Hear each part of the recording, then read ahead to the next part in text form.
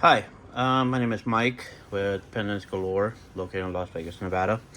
And today I'm going to go over Kingman Turquoise compressed bricks. So I bought several bricks from Kingman, and I'm able to slice them up, which they do sell them. This is about the normal size I kind of get them into. And reason for this video is I want to kind of talk a little bit about these sliced bricks that they make. And they come in multiple colors, actually a lot of variety of colors. And the one thing, but many people might not know, is the durability of these bricks. And the reason I want to talk about that is, you see how thin this is? And I could actually get it thinner if I really wanted to. I make them this way because I make pendants and products out of them. But what's happening is, when I go out to after I cut these, they cut really straight, they cut nicely, as you see on both sides. And then after that, I could get them and polish them on either a flat lap or, believe it or not, on a cab machine. And that's an interesting note because, one, there are others out there that, that try to make bricks and things like that. But the one thing I've been noticing about Kingman, and how they make their bricks, they have a proprietary way of doing so, is that the strength behind this is incredible, even after cutting it thin like this. The strength behind it is so ridiculous that it's almost impossible to break these. Because when you're polishing on a cab machine, it's very hard. A majority of other stones that they'll just break because you're putting pressure on the wheel. So I could go from the harsh, all the way down to the fine, the pink wheel, which is the fine, and give it really a good shine. Now, this is interesting because I want to kind of point this out. On the Kingman Turquoise compressed bricks, because they add colored dyes to give it variety of colors, and we're going to go through that right now, is that on some of them, you can polish them. For example, like this green one here, if you look at it, and there's some scratch marks on this one. I'm not done yet, but I've been polishing it. I'm going to have to repolish this one. And if you notice, though, the colors are very vivid. Very, extremely vivid. I'm in fact, we go over here in the light, and you can see the detail of these. And so making pendants out of this, is a good thing to do, because I can make detail cuts on this and not fear that I'm going to break them. Now, that's 99.9% of the time. There is a slight variation on when they do. And not all bricks, even though, let's say, you get this color, will be the same, because they're all different. On some of them, I don't know if you'll be able to see, but you notice there's some holes in there.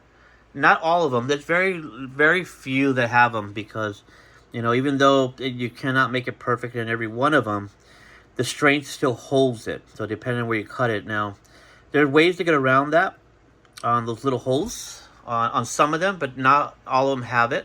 You see how the light goes through it? This one has some holes, so if you were to cut it, you're going to break it right there. But there are ways to go around it by adding extra additives to it, okay? Now, this one I was able to polish out on the cab machine, and as you can see, it comes out very vibrant colors. I didn't have to add anything to it because I believe that the stone here is already natural that way. Unlike other stones here, I see we got some different varieties and dyed. When I was polishing them, and on the cab wheel, a lot of the colors were coming off in the water, dark colors from the dye of this, and that's to be expected. Okay. Now, the other problem is, because when you first get the brick, the first layer is all super shiny and everything, because they add chemical on top of it to make it, give it that good quality look, and you're like, how can I get it to look like this? To that perfect shine finish, and I'm going to show you. And but so far, I cannot find anybody that's comparable to the strength of these composite bricks from Kingman. And they are located in Arizona, Kingman Turquoise mines. You can search them online, and you can buy all the bricks varieties and this, that. I mean, they have so many bricks. These are perfect, because the price of it, compared when you get a big solid brick and about that thick, you can make a bunch of slices out of them, and then make a bunch of jewelry out of them. Like I say, some of them you don't have to do hardly much. They come out pretty nice. I just have to clean this up more You see the scratches there from the polishing. That just requires more detail polishing. Now, how do you get this back to the original color that you saw it shiny? Many people try a lot of varieties of things, and I'm gonna show you what I learned and done, and so everybody else can do the same thing. And it's really very inexpensive. I went to Home Depot and I bought a gallon of a thing called like the wet look. The wet look is basically used for cement and your back patio to give it that color shine again, give it that wet look, and bring it back to vibrance. Now let's look at a couple other ones I did. So here's that same stone after I applied the solution. As you see the difference, you see how you can see the light practically over here. You won't be able to see it. See how it just disappears? That's because it's not, no matter what I do to polish it, it'll never get to this quality. It's impossible. No matter how many, when you're polishing it, it will look like this when it's wet, but when it dries, it's going to dry this matte color look. Now what I did here is I got a little bowl, and I just pretty much put it in there, filled it up, make it past it, and just move it around inside the bowl. Take it out, and I leaned it up something like that so all the liquid could drain down. And after it dried, this is what came out of it. A beautiful color of, like, looks like blue lightning around the whole thing. And it's a beautiful shine. And there's not much you need to do. And then after I did that, I went to the buffing wheel and I buffed it out to smooth it even more, because when you have that chemical on it, that no wet look, the wet look, should I call it, it leaves like a little tacky film. So then you could go to your polishing machine. I use the blue bar, okay, and then on one side of the wheel, and then the flat, the regular buffing to clean it off on the other wheel. And this is how it came out, and I can feel it's nice and smooth now after I applied it. And here's another one I did. This is the pink one. I'm gonna make some great products out of this one. But you see that shine? It didn't really take much to give it this look. And here's a purple one. This is a different type of purple. There are varieties, different purples, okay? There are some purples that are just all beautiful, vibrant purple, and there are lighter purples, and this, I believe, is the lighter purple, and it had some blues in there, some white in there, but because the dye didn't really cover that. Here, I don't know what happened, and that's to be expected once in a while, but I'm going to cut out this section here anyway. This is just going to be scrap anyways, so I'm not really worried about it. But if you notice, look at the shine. It didn't really take much. So I start off with this. I get my block, I slice it. I then go to the cab machine. I sand it down, make sure it's nice and smooth as possible. While it's wet, it looks perfect.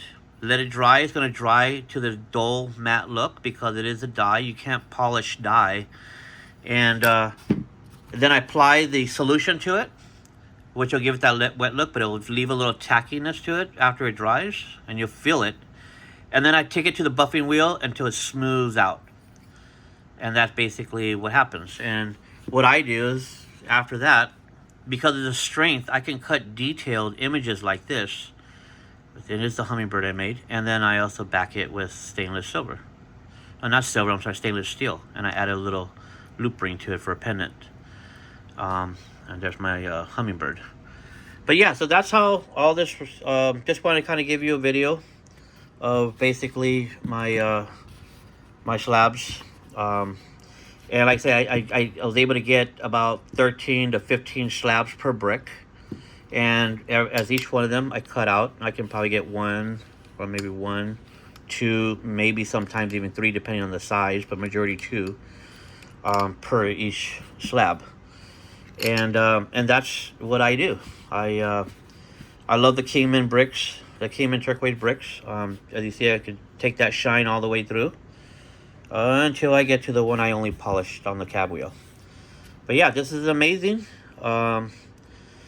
If you have any questions, my name is Mike with PendantGalore.com, and you can actually reach out to me. I can send you the links to what it is and show you the products that I'm actually cutting out. And if any questions, yeah, please reach out. And again, I approve 100% of all this Kingman Turquoise bricks because the variety of colors they provide is endless. You can get so many different variety of colors. And I love this look that's in between that they have the fill.